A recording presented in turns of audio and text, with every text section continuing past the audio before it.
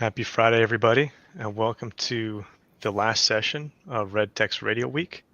Very excited to be speaking with Mac Mason and Justin Hawk today to talk about digital audio revenue, opportunities, and challenges in 2025. Should be a very interesting panel. Mac Mason is a founder of Atunwa Digital. Atunwa is a media representation firm that enables growth of the digital revenues of African audio and video content producers. And Justin Hawk is Director of Digital Sales, Operations, and Products at American Public Media. American Public Media is a producer and distributor of award-winning public radio content. So let's get into it. First, we'll start with the opportunities you see for digital audio revenue in 2025. Mac or Justin, who would like to kick it off? Thanks, Tim. Really appreciate the opportunity to be part of this Red Tech Radio Week. I would like to kick us off. So in terms of some of the opportunities that I see, because of the fact that digital audio advertising is still in its infancy within the African continent, if you think about the African continent as a whole, we're probably doing about $1.2 billion across 54 countries. Whereas America, for example, is doing close to $60 billion in digital advertising spend, right? So the huge lag in spend is around digital audio. So as far as the opportunities that I see, I think a key area is around the digital advertising growth and how that affects digital audio. So I see digital audio advertising to be one of the key areas to grow across the African continent, and an exciting opportunity for us. I'll start off by echoing Mac's appreciation for everybody joining today. At American Public Media, as Mac alluded to, we're kind of in the middle of a much more mature digital advertising environment. And a lot of our radio companies, especially smaller operators, are trying to figure out how to take advantage of that. And I think one of the big opportunities there is to build on the strength of what radio has been for a long time, which is the reach and engagement with local audiences, and be able to add the attribution that digital provides and really show results for their local advertisers. If we know from long-time operation that radio advertising works, how can we measure that, and how can we align that with KPIs and measurements that our advertisers are now using thanks to their exposure to things like Meta or Google AdWords, and put radio into a little bit more of a apples to apples comparison with those platforms that we have to reckon with are not going away. So how do we make radio buying a complementary piece to what's becoming a more robust and mature digital strategy for advertisers nationwide, globally, and on a super local level? Justin, that's really interesting, especially attribution, because I've always heard radio has an attribution problem, but not a reach or an effectiveness problem. Could you talk more about specifically how you and then Atunwa are solving the attribution? What does that look like? Because the language between broadcast and digital can be very different, and you're competing against giants here: Facebook, Instagram, etc. That's a good question. I mean, radio does have a little bit of an attribution challenge, particularly when we're going against things that are really, really hard to dispute, like last click attribution. And I think it comes down to creating ways to show impact on an audience. And for a long time, radio has been kind of side by side with Nielsen as far as describing who their audiences are and how many of those folks there are, and when those folks are listening, but they don't necessarily translate to business outcomes, the Nielsen ratings. And I think figuring out ways to show that a client or an advertiser's investment into a radio station's audience, and then the resultant impact that has made on that audience is probably the best path forward for um, radio operators. Yeah, Mac, and just to add on to that, Tim, when I think about attribution, I'm thinking particularly on the digital side of things, right? So, for example, some of the tools that we're using, obviously, we're using the Streamguys streams for our audio workflows, and we use the attribution pixels from AdsWiz, which we in turn end up placing within our campaigns so that we can track, okay, this amount of campaigns were delivered to this many audiences across the world. These are the actions that these audiences took. And then once we have the attribution pixels on the landing pages for the campaigns, we're able to easily measure to say, okay, out of all these people who interacted with the campaigns, these are how many audiences actually went to your platform. And then working with the brands and agencies to determine if that fits within their ROI, or adjusting the campaigns to ensure that we can meet the metrics that they're looking to accomplish. So as Tim mentioned, as Justin mentioned, it's much easier to measure digitally. I don't have much exposure to Nielsen and how they do traditional radio measuring, but at least when it comes to your online presence and audiences, it's very easy for you to calculate and determine how many audiences you have in your unique users, where across the world that they're located, and provide that quality information to the brands and agencies to ensure that they are happy with the campaign runs and that can continue to be revenue sources for the media operators and radio stations. One last thing on attribution. How does that change the conversation with brands and agencies when you show them that data, or when you talk about the ability to have that data or use that data? Well, for me, it transforms us from just being an awareness platform, because ultimately they sort of see radio to be awareness play and they're looking for conversions. So this conversation around awareness versus conversions, how do you really articulate that? And you articulate that based on the data. So the quality of the data that we're able to provide the brands and agencies then informs them, okay, yes, we were able to get the awareness and brand reach, but also we were able to get this amount of conversions based on how the campaign was set up as well. And I can build on that too, and give an example of how we might use kind of in radio's inherent advantages and add digital to make it a stronger campaign, like specifically attribution. So with the presumption that a radio station's audience is a valid audience for a client's product or service, the audience composition is correct. We feel like that it's going to be a good match between product and service and the lifestyle that our audiences have. Radio can also play a part in this, by the way, where we have an awareness message that goes out on the airwaves to the whole group of the whole audience.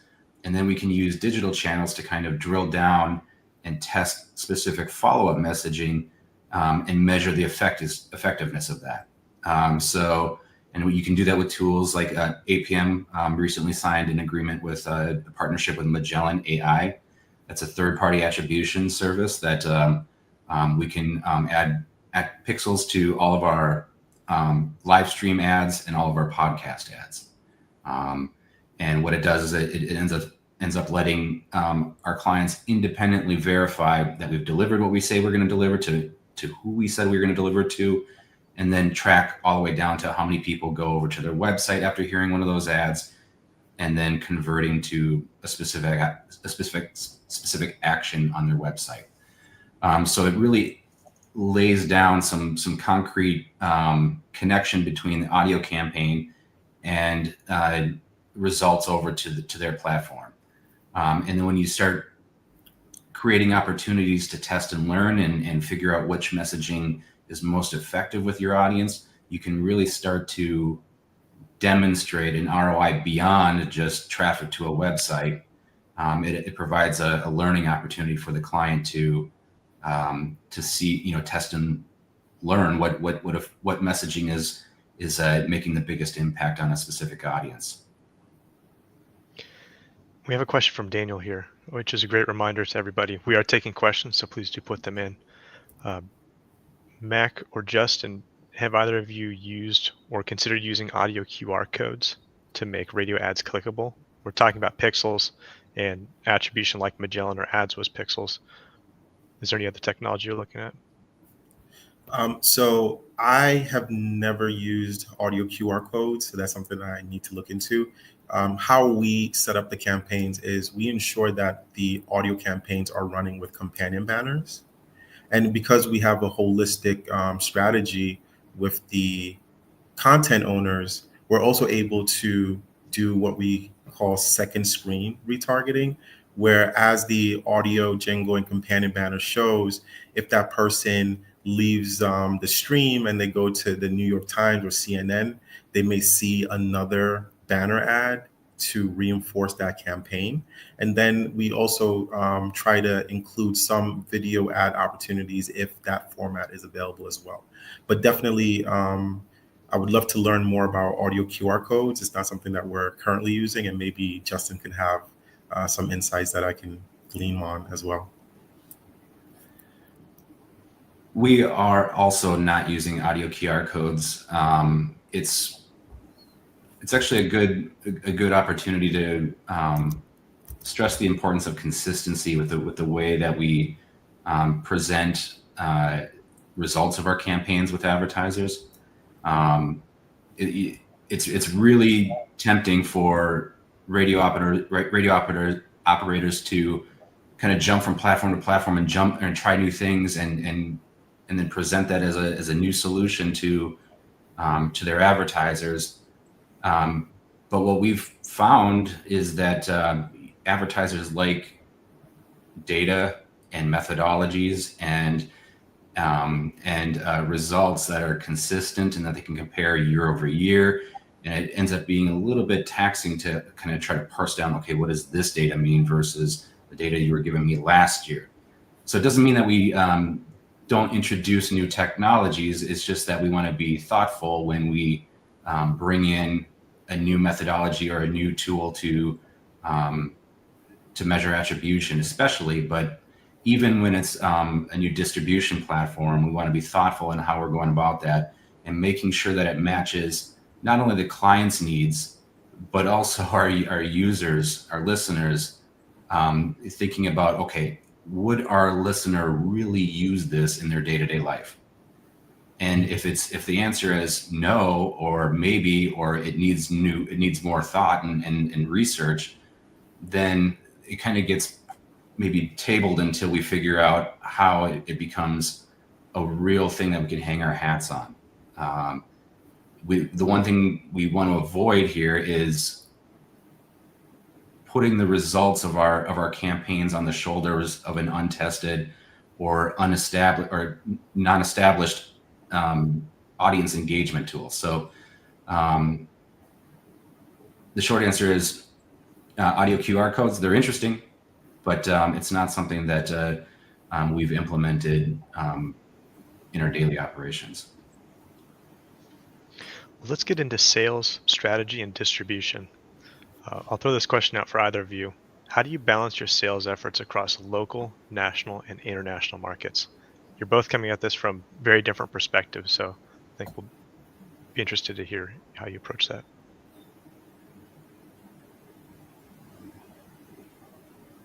Okay, I can lead us off. You're up. Yeah. So in terms of our strategy, it's twofold, right? We work across multiple countries where we're doing advertising because the African publishers that we represent, normally on any given day, they have people in 130 different countries accessing their content. So then we start to look at which countries have the most audiences. And then from there, we develop our strategy to determine how our sales operations will work. For what we consider the diaspora markets, that would be audiences that are living in the US, UK, and Europe especially. We work with developed ad networks already, some of which I'm sure you're already familiar with, like the Cats of the world, the DAX of the world, RMSs of the world, to bring us campaigns, right, from a programmatic direct perspective. Then for the African countries, because this is something that is still being developed, we've actually set up our own sales teams in different African countries to originate opportunities.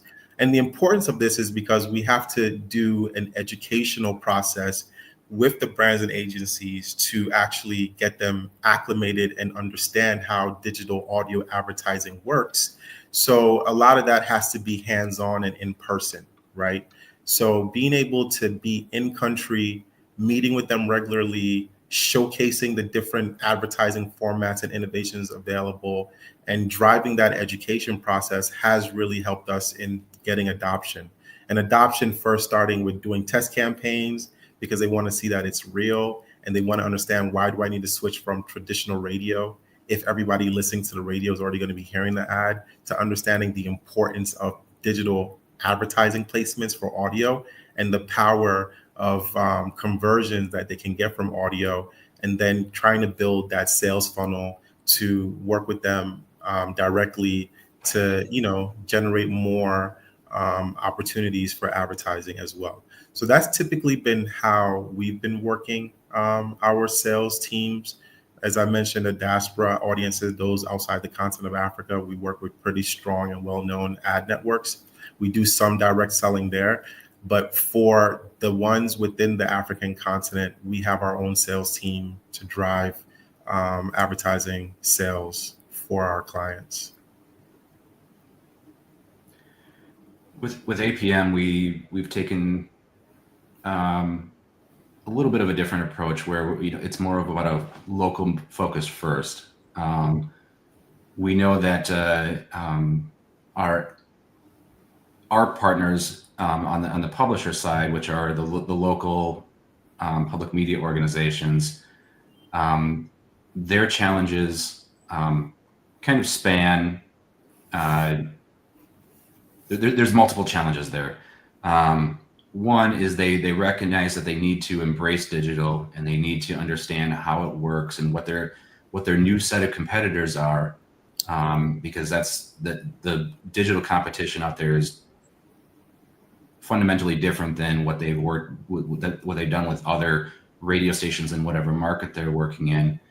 But acknowledging that digital is something that they have to embrace, but also maintaining their broadcast selling proposition, because for pretty much every traditional broadcaster, it's still their number one revenue source, and it's not something that we can just throw out and move on. It's something that we need to understand how to bridge the gap between traditional broadcast sales and digital sales, acknowledging that there's two sets of competition with each one, but understanding what is the common value proposition between those two platforms. And we've recognized that that really what it is the audience that we serve, and that we derive engagement from, and the ability to influence those folks and then measure attribution on top of that. So the platform approach when we're talking to an advertiser really should be agnostic. And this goes to a question that popped up on the screen here about how sales teams are adapting their approach to a convergent market here, a multimedia market. And it really comes down to a couple things. One is it's recognizing what your true strengths are, which is a super focused audience that you can engage every day. And you have a sales team likely that's going to have that one-to-one connection with folks. They're going to be able to not just spit out results from an algorithm, but they're going to be able to help solve a problem. They're going to help understand what a client's problem is, and they're going to help propose a solution. What digital actually does is it adds that extra layer of attribution and proof that those solutions worked or did not, and maybe needs to be adjusted. The other part of that is the methodology of selling. Understanding that in the new generation, most buyers, especially on the agency side, are moving farther and farther away from the methodology of selling by spots or buying by spots and spot schedules, the way linear broadcasting has always been done. It's moving more towards the direction of impressions and targeted impressions, and the understanding that the more targeted you go, the more you're going to have to invest in that cost per thousand.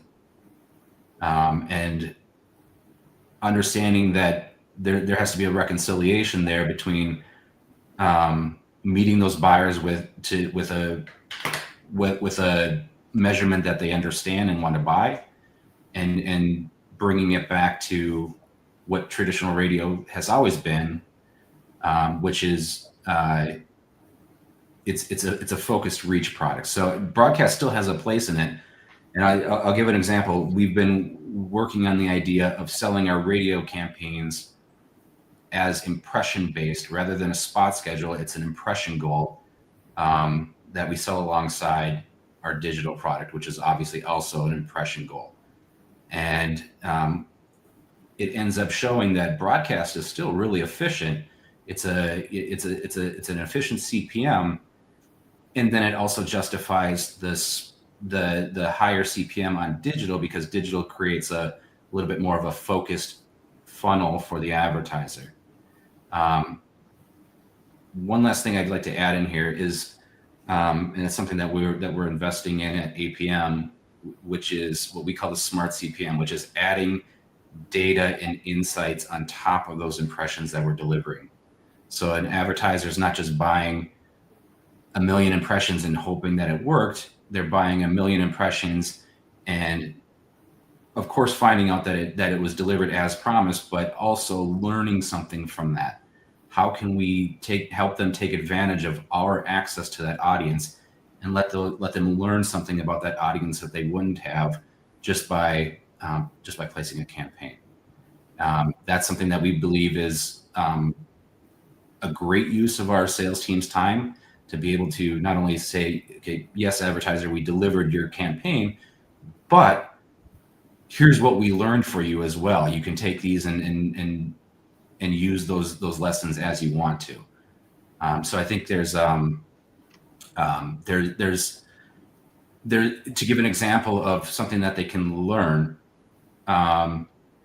We can test things like messaging. We can test that with digital. We can test things like specific messaging, where there's like a broadcast message at the top that everybody gets, and then certain geographies or certain demographies get another message, a follow-up message that we can tell a story, and then we can measure which stories are more effective amongst our audience. Another way that we can test is through timing. This is another thing where we can with streaming or podcasts, we can day part different ad campaigns, and that's something that we can learn really quickly through the course of a campaign. Where are we getting the most response? Are people listening to these things in the morning? Are they listening to them while they're sitting at their desk at work, or after they get home? And these are the types of insights that we can share with clients that help them, hopefully when they renew with us, put together a little bit more informed campaign to take advantage of our audience access. It's great, Justin. What I'm hearing from both of you is that it's an educational process for your clients, but also for the sales teams. Mac, is there anything that in any situations where you've had to educate an agency or a brand, or educate your sales teams on how to sell digital and the different languages between broadcast and digital? Absolutely. So first, we deal directly with the publisher to let them know that you can't sell digital as a complement to your traditional radio, because there needs to be a value assigned to digital advertising. And if you do that, then it really limits the opportunities that we have to create value for your digital properties. And once we are aligned with the publishers there, then internally we are equipping our sales teams to also provide ad operation support. One thing we've really noticed is that, yes, agencies and brands, so for example, OMD Nigeria, looking to run a campaign for our client Diageo, they brought us the brief and gave us the targeting requirements and said, Mac, because you know the platform best, we want your knowledge on how we should set up the campaign, how we should run the campaign, and how we should, set up the measurement, right? So we've increasingly been realizing that as part of our value add is to provide ad operation support to the agencies so that we set up the campaigns for them. We give them access to our dashboard so that they can track the campaigns in real time. And then we can do the A and B testing with them to determine how the delivery is going and make the adjustments accordingly. So those are some of the things that we've had to institute with our sales team that is starting to bring us a lot more success. Thanks, Mac. So let's touch on the mix of direct sales and programmatic. Like I said before, you're both coming at this from a little bit of different angles. How do you see programmatic versus direct sales playing a role in your operations? Well, just to take the lead here, programmatic to me is a little bit problematic just because of the swings and uncertainties of plugging in ad networks and determining how they're going to be able to bring you business throughout the year. So we like to focus on direct sales first and being able to accomplish a healthy deal flow and funnel for direct sales, and then use programmatic as sort of the backup to ensure that we are increasing the fill rates as much as possible. So even within the programmatic setup that we have, yes, we try to include multiple partners for each of the countries, but nevertheless, within each of these waterfalls, we try to get as much guarantees as possible, right? So are we able to get a minimum impression guarantee from a particular ad network? If that's the case, then we slot them in to essentially have preferred buying opportunities programmatically, and then add everybody else within the waterfall. But as I said, direct sales is really the key focus because then we are in control of our future and destiny as much as possible. We think that programmatic has a spot in our sales mix.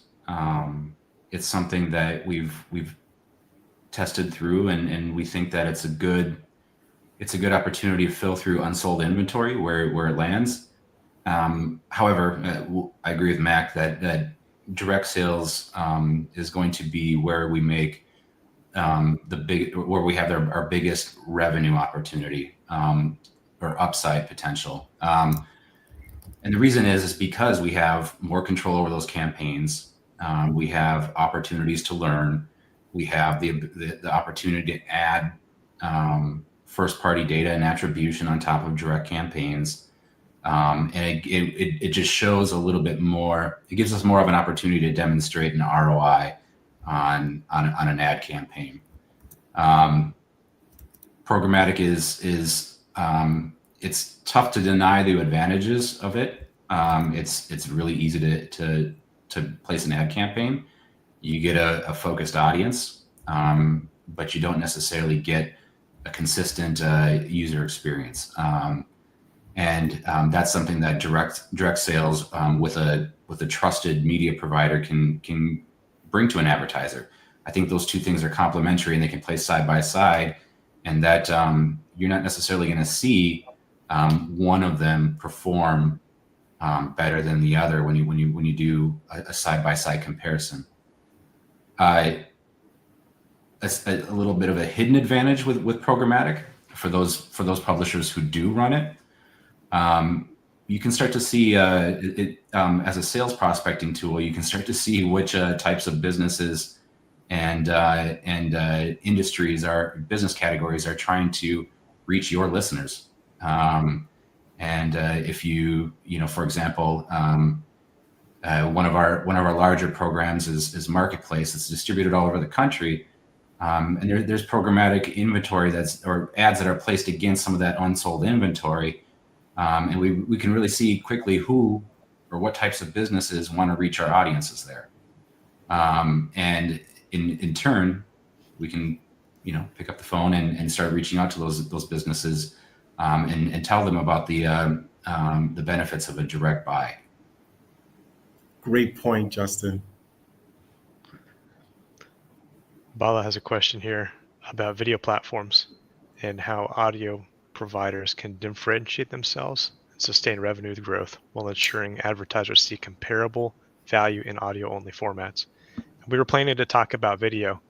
So, Mac, would you be willing to talk about how Tunwa sees video platforms, both opportunities and threats?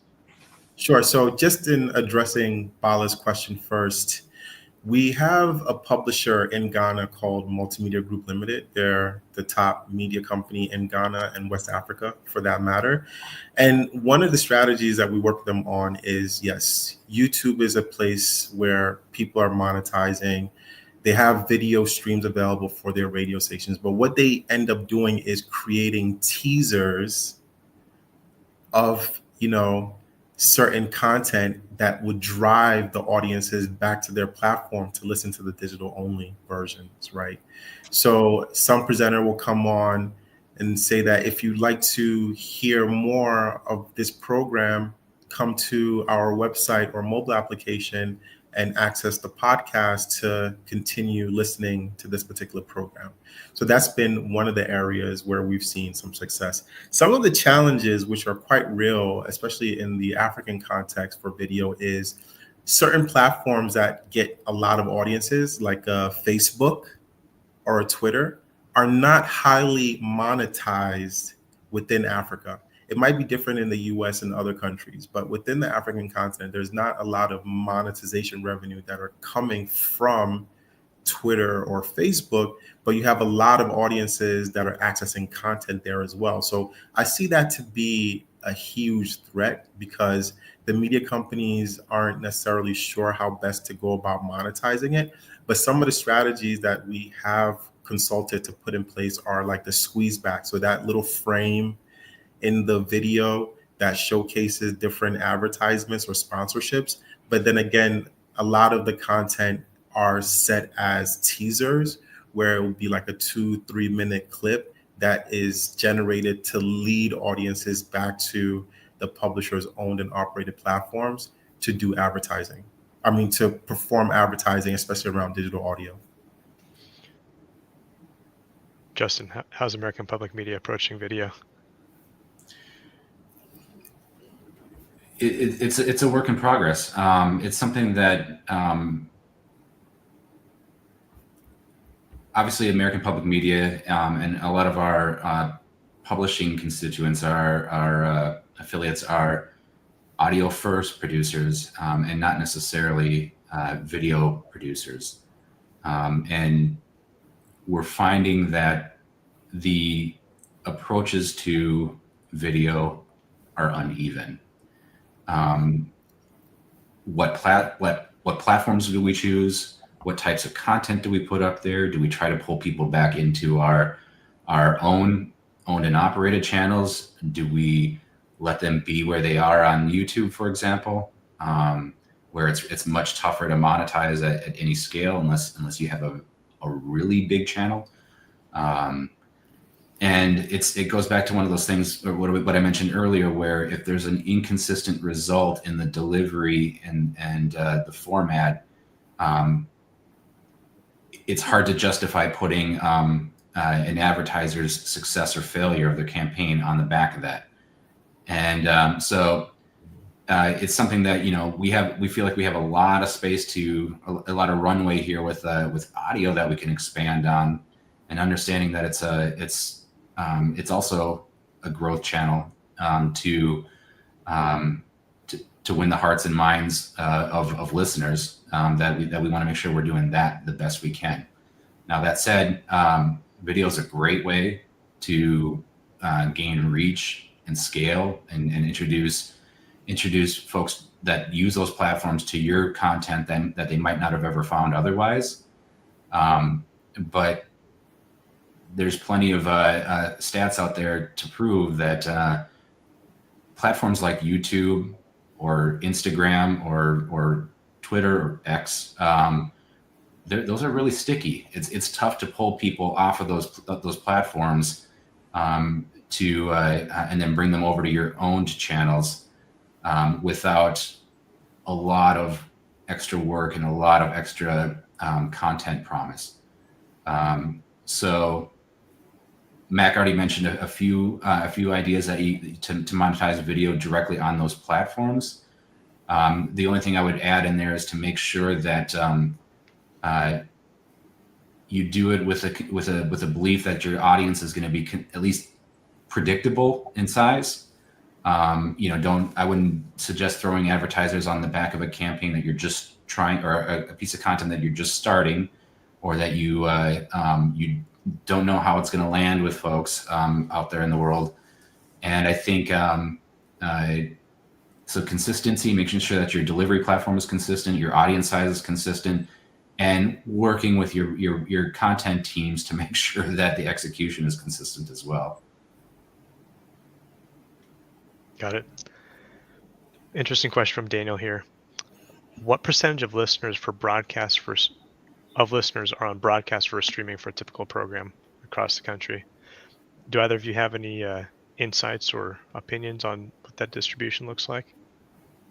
So for us, the majority of the publishers that we work with, it varies from the country. Let's just take Kenya as an example.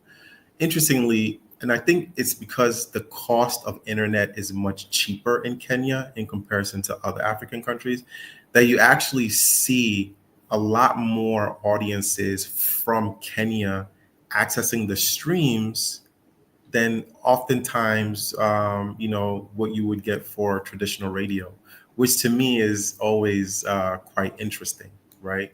Whereas in countries like Ghana, Nigeria, where internet access is much more expensive, you start to see that those living outside, especially like the countries where, those Africans move to the most, which would be like UK, Italy, Germany, US, and Canada, that the streaming traffic there is much higher than the streaming traffic that you see locally as well, right? So it's really contingent upon what the internet connectivity costs are. That would inform how much more people are listening online. So just as a typical example, when I look at the monthly internet usage for streaming across our top 3 countries, Ghana, Nigeria, and Kenya, Kenya is doing 3 times as much internet bandwidth consumption to stream versus Ghana, right? So, or even the same for Nigeria. And Nigeria is a country of 200 million people. Kenya is a country of 52 million people, right? Just to give you an example of the population samples. In the U.S., so most of our markets, and I'll speak to, for example, Minnesota, which is APM's backyard, and also an affiliate for the organization. We can monitor broadcast usage versus digital usage. We get Nielsen measurements on the broadcast side, and then of course we have several options to measure our live streams on the digital side. And bandwidth issue isn't necessarily a challenge in the US. Most folks have smartphones with data-rich plans that don't prevent them from streaming when they would want to. But we do see behavioral changes throughout the day. So for example, we can measure that our broadcast audiences spike up during the morning and afternoon drives home from work, from the office. And then in the middle, we see our live stream spike up. So we can, that to us, that looks like an opportunity to tell a story to our advertisers, where you have that that radio broadcast reach in the morning and in the afternoon, or in the later afternoon, to let people know that you're out there. And then when people are sitting at their desks and streaming the same programming, here's an opportunity to expand on that story and add a little context and add a little bit of consideration. And so pairing those two things together, and again, it's about painting that picture of how our users engage with our content and potentially a sponsor's message. Telling that story to advertisers is so important. I continuously read about audio not getting the full share of wallet compared to its share of attention, meaning there's more time spent streaming and listening to podcasts than audio is getting the advertising dollars for. What kind of stories are you telling agencies and brands, or what are they telling you when you have those types of conversations to try and get radio and digital and podcast your fair share of the wallet? Well, Justin, did you want to? Okay. Go for it. So, for us on the African continent, radio is still king of media. So in terms of the options between radio and television, just thinking traditional radio and television, radio is still the most preferred media consumption across the continent of Africa. So when we're going to brands and agencies, they already have this understanding that radio is wildly popular. It's just that they're not used to spending their budgets on digital audio campaigns. So as Justin mentioned, when you're able to show them the data to say, hey, I have this amount of people that are consuming the content digitally, these are the areas that they're located in, these are the areas that I know that you're selling your products, I believe that once we're able to place these campaigns for you, we can easily track and measure the delivery so that you have the quality reporting as the agency to present to the brand to really show them the ROI on their budget spend, right? So that has been part of the educational process that we're continuing to go through, is just informing them that this is what's available. And another great thing is, because podcasts have become so popular, it makes our selling of podcasts much easier, because even before we present a podcast for sale, the agency's already asking us, what podcast do you have in your portfolio? Can you share a little bit more? I've been listening to this particular podcast. Is there an opportunity for us to broadcast against it? A clear example is we were talking to an agency in Kenya, and they just out of nowhere asked, Mac, do you know if there are any people in Kenya listening to True Crimes podcast? Because that's one of my favorites. This is what the agency person was telling us. And as we looked through, we realized that, yes, there were quite a few people in Kenya listening to True Crimes. And then that kind of garnered a bit more interest from the agency about the podcast we had available, because then they realized that not only did we have the local podcasters available, but through certain partnerships we have, like with AdsWiz, we had access to international podcasters, and that became a key selling point to them, because then they could aggregate all of the local and international podcasters that had Kenyan audiences and advertise against that. When we're telling our story to an advertiser or to a client or an agency, I think one of the things that we need to remember, and this is something that we learned in a series of conversations with major agencies across the country, is that they're kind of past learning what we're all about, and they're more interested in understanding what we can do for them, and figuring out, demonstrating that we can help solve a problem for them. And whether that's done with broadcast, or if that's done with digital channels, I think the approach to selling radio as a channel or as a medium versus selling digital as a medium, broadcasters are already at a disadvantage, especially with younger buyers that maybe have a bias against the effectiveness of the platform. But if we can go in there and kind of change the conversation and just say, okay, we have all these tools available to you to solve your problem, whether that's you want to reach X number of people over 35, if you want to tell people about an event you have coming up. There's plenty of ways tools we have in our kit here to help you do that. And everything that we're going to introduce, whether it's broadcast or digital or newsletters or whatever, they're going to have a purpose in there to accomplishing that goal. And we'll be able to explain to you why we're adding something into that recommendation. And but it comes down to, again, it's not necessarily the channel you're on, but it's more about the access you have to a certain group of people. That's really kind of the competitive advantage that that radio stations carry every day. We used to joke about this, that if we were launching a new website, wouldn't it be great if we had a radio station that was talking about it all the time to a group of people? And the point there is that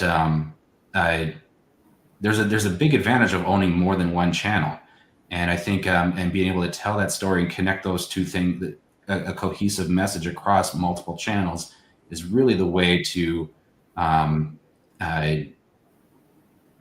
take advantage of the attention that we have from our users and explain the value proposition for a client.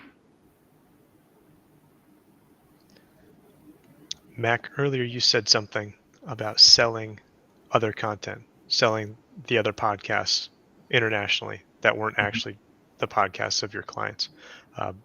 How does that strategy tie in here? Because Justin's talking about having access to a large audience. Sometimes you might not have direct access to that audience. What techniques and strategies are you taking around audience extension, and how are those paying off or not paying off? Great question, Tim. So as you mentioned, sometimes the brands and agencies are looking for more inventory than the clients we represent have. So we have reseller agreements in place with top international publishers. One of them being SiriusXM, where we're able to leverage the audiences that they have accessing content within the territories that we've agreed on. So for us, it's been within the African country to, in essence, resell. So we do that to be a complement to the inventories that our clients have. And it's been great because we've run into certain situations where brand new agencies that we've never worked with before may prefer one particular music streaming platform that we're not working with, but we need that to open the door so that they can start buying from the rest of our publishers.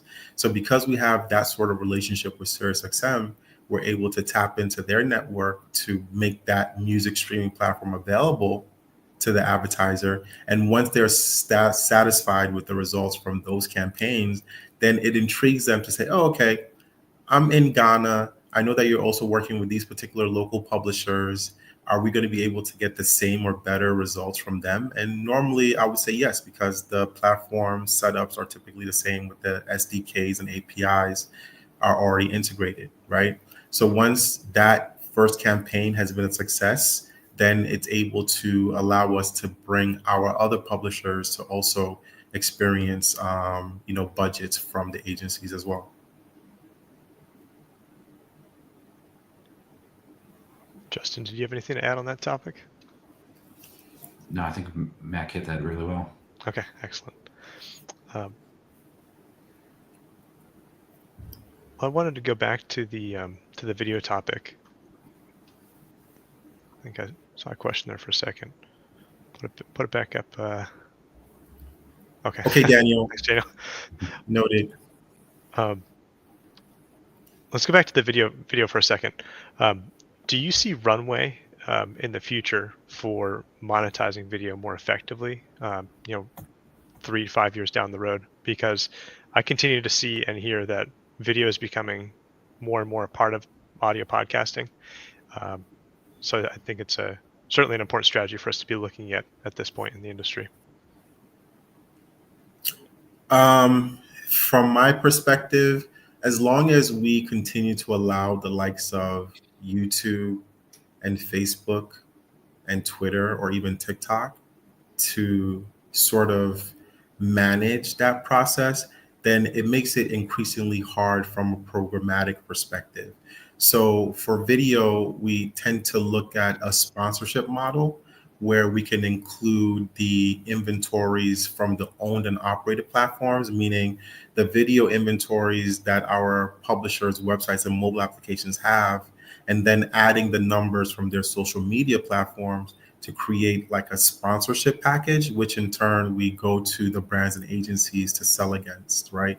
But as far as those platforms still being closed off to you actually plugging in your advertising opportunities, then it becomes much more challenging, even going into the future, because then people get so comfortable with not doing anything but getting some earnings that they're not compelled to do the hard work to sell for themselves.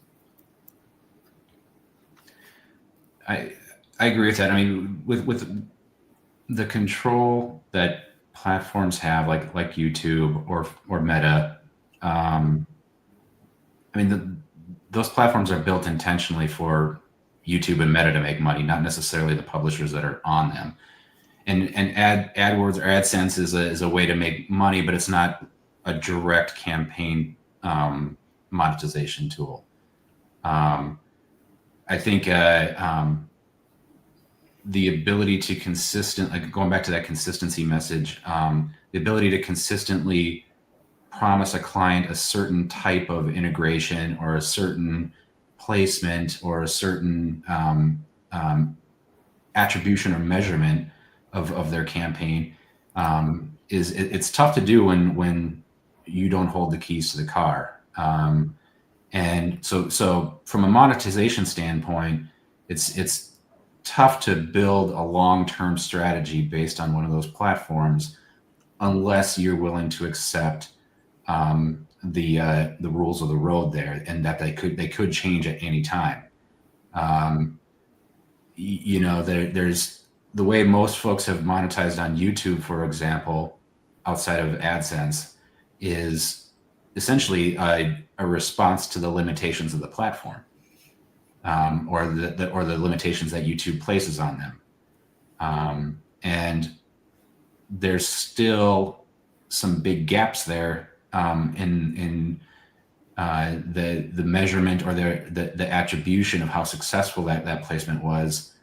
For example, if a YouTuber mentions like a baked-in read on one of their videos, you see video views, and you might be able to see some demographic info on that video itself, but it's hard to track back people who've watched that video and therefore gone and taken an action for the advertiser. Beyond that, it's tough to see any movement at all unless you have really, really big scale on one of those platforms, because we're talking about fractions of an audience are actually going to take action on a message like that. But from a content perspective and gaining audience, video is still a great tool. And if we're going to add it or recognize a sponsor or something on video, it's a great thing to add into an overall package, but it's not something that we're going to promise any X number of impressions or delivery metrics against. We'll build that into channels that we can kind of control, whether it's digital audio or broadcast. We can control how many impressions an advertiser gets on those channels, and then the video is actually part of an overall sponsorship package that's great to have, and it's a nice focal point of the sponsorship, but it's not necessarily a driver of measurable impressions. Got it. That makes a lot of sense. Well, we're here at 5 minutes left. Just want to give you both an opportunity to either one, talk about another opportunity or threat, since that's what we're here to talk about for digital audio, or two, give us a crazy prediction for what's going to happen in the next year or two in digital audio. Okay, Or so 3, answer Daniel's question. I will discuss some of the threats. I don't really have any feedback for Daniel's question. That's a little bit out of my purview. So in terms of some of the threats that we've seen, one of the key threats is still content piracy. You have your digital content out there.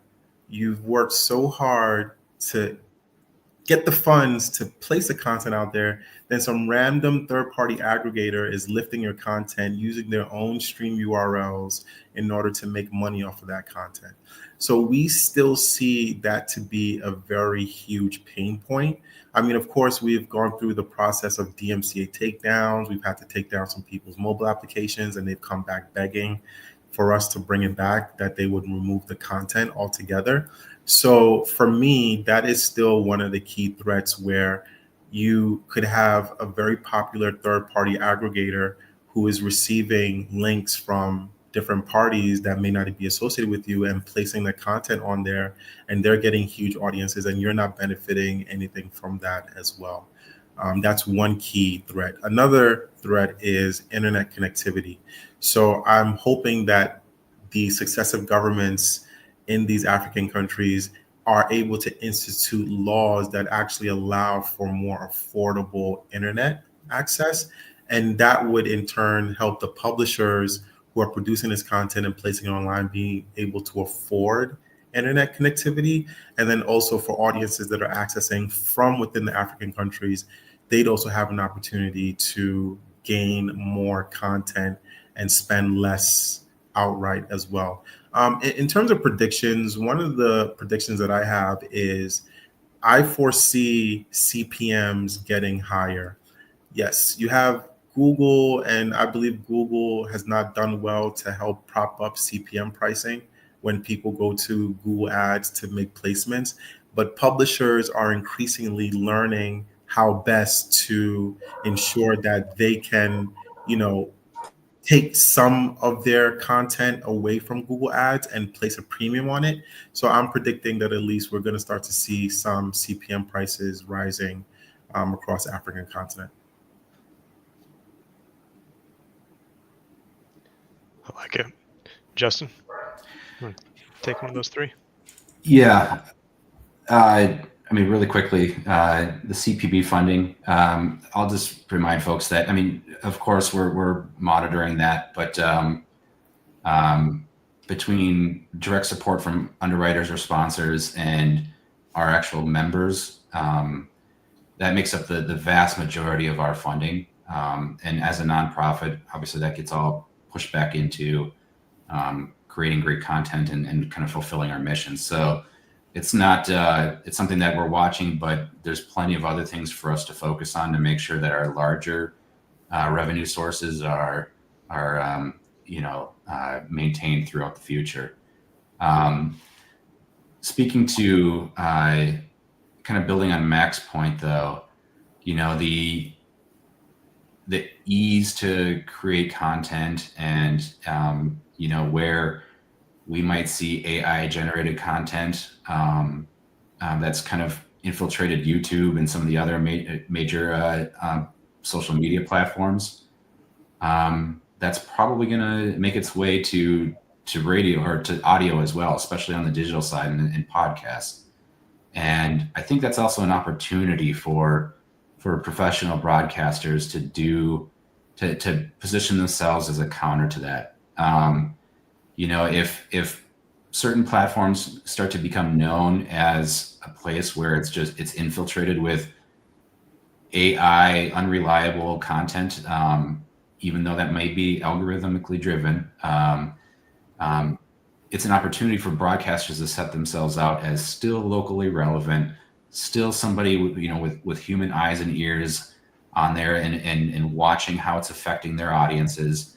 And I think it's something that advertisers are probably going to appreciate in the future, that that their message is next to content that somebody is, like a human being is actively watching and maintaining. Well, Mac and Justin, I really appreciate your time and expertise today. And everybody who's here, thank you for attending Radio Week 2025. We'll look forward to seeing you again in 2026.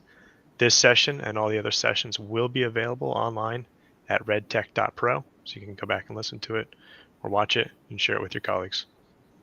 Thanks for your time. Have a great weekend.